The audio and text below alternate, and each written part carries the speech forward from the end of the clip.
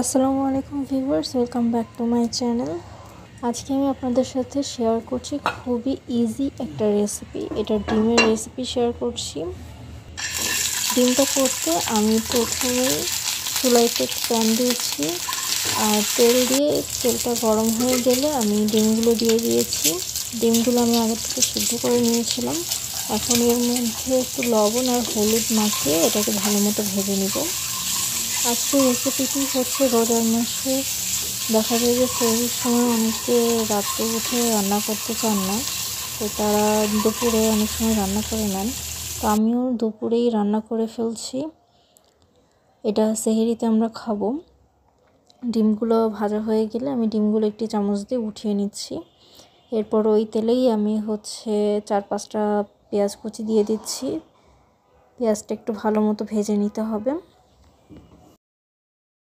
রোজার মাসে দেখা যায় যে অনেকে ভাজা পোড়া খেতে চান না বা বেশি ভারী খাবার খেতে চান না সেহরি বা ইফতারিতে। তাদের জন্য একদম সিম্পলভাবে এই রেসিপিটি। আমরাও অনেক সময় দেখা যায় যে পুষ্টিকর খাবারের দিকে বেশি নজর দিই। সামান্য একটু জিরা দিয়ে দিচ্ছি। পুষ্টিকর খাবারগুলো রোজার মাসে চুজ করা সবথেকে ভালো, কারণ দেখা যায় যে রোজার মাসে সারাদিন না খেয়ে যদি এখন ভাজা পোড়া খাওয়া হয় তাহলে শরীরের উপর ইফেক্ট পড়ে। এর মধ্যে আমি দিয়ে দিচ্ছি 1 চামচ মরিচের গুঁড়া, 1/2 চামচ হলুদের গুঁড়া আর স্বাদ মতো লবণ দিয়ে এটাকে আরও কিছুক্ষণ নেড়ে নিব। এখন আমি এর মধ্যে পানি দিয়ে দিচ্ছি। মশলাটা ভালো মতো কষানো হয়ে গেলে আমি এর মধ্যে দিয়ে দিচ্ছি ডিম। এটাকে আমি আরও কিছুক্ষণ রান্না করে নেব।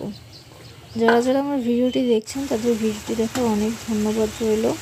আশা করি ভিডিওটি কিন্তু ভালো লেগেছে। ভিডিওটি ভালো লাগলে ভিডিওতে অবশ্যই একটু লাইক দিবেন। আমার ডিম ভুনা প্রায় শেষ। আমি শেষের দিকে এখন একটু ধনিয়া পাতা দিয়ে দিচ্ছি। আর যারা আমার পেজটা সাবস্ক্রাইব করেনি তারা অবশ্যই সাবস্ক্রাইব করে রাখবেন। ধন্যবাদ।